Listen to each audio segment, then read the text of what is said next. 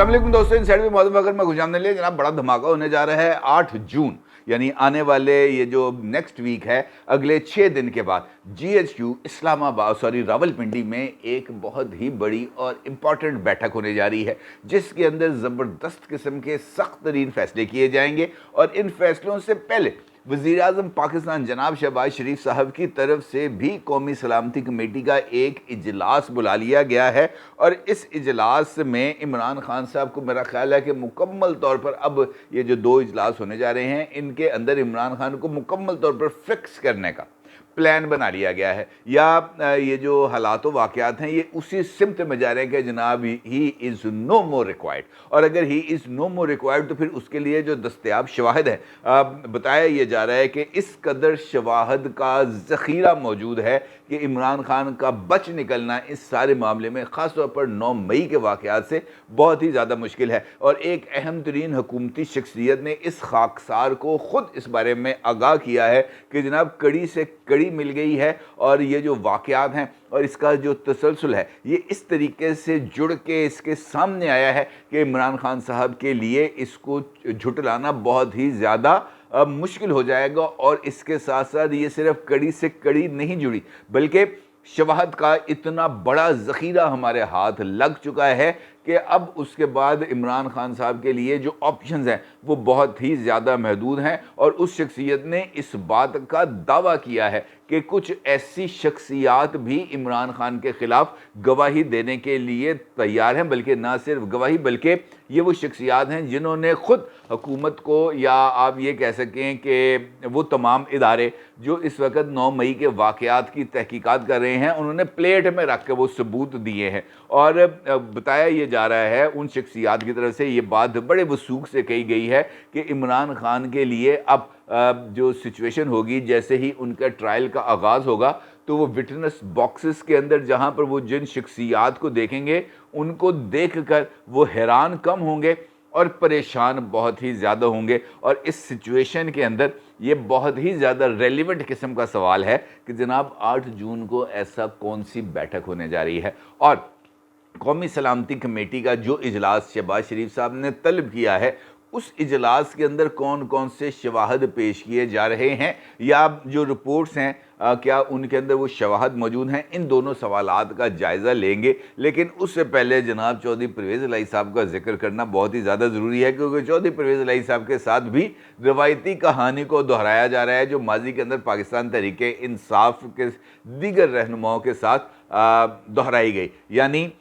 जनाब वो क्या कहते हैं, गिरफ्तारी रिहाई, गिरफ्तारी रिहाई, गिरफ्तारी रिहाई और फिर प्रेस कॉन्फ्रेंस। अमूमी तौर पर अभी तक यही एक सीक्वेंस है जो देखने में आ रहा है। अब चौधरी साहब की पहली मरतबा रिहाई हो गई है, पहली मरतबा गिरफ्तारी हो गई है, 2 ऑप्शंस उनके पास बाकी हैं। और 2 ऑप्शंस के बाद भी अगर चौधरी परवेज़ इलाही साहब की प्रेस कॉन्फ्रेंस नहीं होगी तो इस बात पर यकीन कर लिया जाएगा कि जनाब वाक़तन चौधरी परवेज़ इलाही साहब ने ये जो आज जो एंटी करप्शन कोर्ट के बाहर खड़े होकर जो उन्होंने बयान दिया था कि जनाब मैं इमरान खान के साथ कल भी खड़ा था, आज भी खड़ा हूँ, कल भी खड़ा रहूँगा, तो इसकी सदाकत के ऊपर यकीन आ जाएगा। क्योंकि जिस तरीके से ये बात आपको माननी पड़ेगी कि जिस तरीके से तेज़ रफ्तार इंसाफ मिलता है पाकिस्तान तरीके इंसाफ के रहनुमाओं को, ये अपनी मिसाल आप है। क्योंकि इसके अंदर भी जो जुडिशल मजिस्ट्रेट साहब हैं उन्होंने पहली यानी समात के अंदर ही, जिसके अंदर अभी उनको रिमांड के लिए अप्लाई किया गया था, जुडिशल मजिस्ट्रेट साहब ने फतवा जारी कर दिया, फैसला जारी कर दिया, ये कहते हुए कि जनाब मुल्ज़म के खिलाफ तो शवाहद ही नहीं है, लिहाजा इसको बरी किया जाता है। आप स्पीड चेक करें, इमरान खान साहब हों, बुशरा बीबी हों, जो भी लोग हों, वो इस कदर तेज़ रफ्तारी से उनको इंसाफ मिलता है जिसकी माजी के अंदर किसी जगह पर इंसाफ नहीं मिलता। काश मुझे और आपको यानी आम पाकिस्तानी को भी इसी रफ्तार से इंसाफ मिले, लेकिन वो मुझे ऐसे मौक़ों पर ना एतजाज़ एहसन साहब का वो मशहूर ज़माना, वो जो उन्होंने नज़म पढ़ते थे इफ्तिखार चौधरी साहब के, जिस वक़्त वो आज़ाद अदलिया की कैंपेन चला रहे थे, रियासत होगी माँ के जैसी। ये हमें लगता है, मुझे अब इस बात का यकीन है कि ये जो माँ की ममता है ये बहुत ही ज़्यादा सिलेक्टिव किस्म की है। आप पाकिस्तान तहरीक इंसाफ का परचम के तले होंगे तो आपको ये रियासत जो है ये माँ जैसी होगी, लेकिन अगर आप नून लीग, पीपल्स पार्टी या आम आदमी होंगे तो फिर यही रियासत जनाब एक डाइन की शक्ल में, एक चुड़ैल की शक्ल में आपके सामने आएगी और आपको नोच नोच के ये खा जाएगी। कम से कम मुझे अब इस बात का यकीन होता चला जा रहा है। और इसके साथ साथ जनाब जो दूसरी खबर है वो है जस्टिस काजी फ़ाइज़ ईसा साहब की, क्योंकि एक वीडियो गुज़िश्ता 2 दिन से वायरल है जिसमें इस तरह का, जिसको देख के इस तरह का तासुर मिलता है कि चीफ जस्टिस जनाब उमर-अता बंदयाल साहब आते हैं और वहाँ पर मौजूद जस्टिस काजी फ़ाइज़ ईसा साहब उन्हें देखकर रुख फेर लेते हैं। इस तरह की कोई जो एक वीडियो है वो सोशल मीडिया पर वायरल कर रही थी और मामला था ये जो है शरीयत कोर्ट के चीफ जस्टिस जनाब इकबाल हमीदुर रहमान साहब की ओथ टेकिंग के बाद एक पार्टी का, और उसमें ये दोनों आला अदलिया के जज साहिबान वहाँ पर मौजूद थे। लेकिन ये वीडियो सामने आने के बाद उनको वजाहत देने के लिए 2 काम करने पड़े। एक तो काजी फ़ाइज़ ईसा साहब को एक बड़ा तफसीली बयान जारी करना पड़ा और उसके बाद आज जनाब उमर-अता बंदयाल साहब के साथ मिलकर जनाब एक वीडियो जारी कराना पड़ी, जहाँ पर वो सुप्रीम कोर्ट ऑफ पाकिस्तान के अहाते में शजरकारी मुहिम का इफ्तिताह कर रहे हैं। उमर-अता बंदयाल साहब और जनाब काजी फ़ाइज़ ईसा साहब दोनों के दरमियान बड़े खुशगवार लम्हात की ये वीडियो है। एक दूसरे को देखकर जिसे हम कह सकते हैं मुस्कुराहटों का तबादला भी हो रहा है, और लेकिन उसके अंदर भी जो नाक़दीन है वो कोई ना कोई नुक्ता तलाश कर लेते हैं। अब नुक्ता ये तलाश किया गया कि उमर-अता बंदयाल साहब दुआ करा रहे हैं, जबकि काजी फ़ाइज़ ईसा साहब के हाथ नीचे हैं, वो उस दुआ में शरीक नहीं है, यानी वो अभी भी जनाब उमर-अता बंदयाल साहब की पैरवी करने के लिए तैयार नहीं है। लेकिन उनका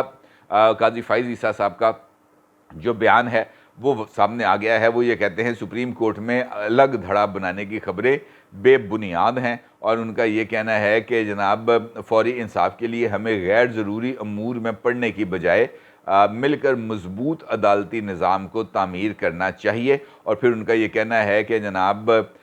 जस्टिस इकबाल हमीदुर रहमान ने कल मोरखा 1 जून 2023 को बतौर चीफ जस्टिस शरीयत कोर्ट के अपने ओहदे का हल्फ उठाया। प्रोग्राम के इख्तिताम के बाद में सब से पहले उनकी एहलिया के पास सलाम करने गया और उन्हें मुबारकबाद दी, और इसी दौरान जो गुफ्तगू हो रही थी वहाँ पर जो है जस्टिस बंदयाल वहाँ पर मौजूद हो गए, और ये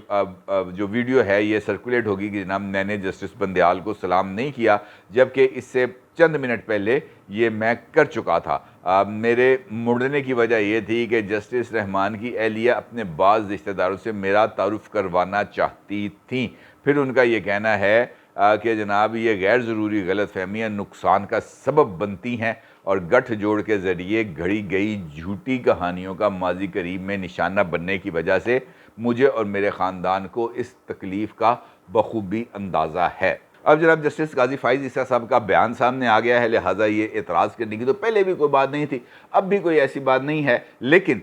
ये कह देना सिर्फ काफ़ी नहीं है कि जनाब हमारे दरमियान कोई इख्तलाफ नहीं है, क्योंकि आज भी जो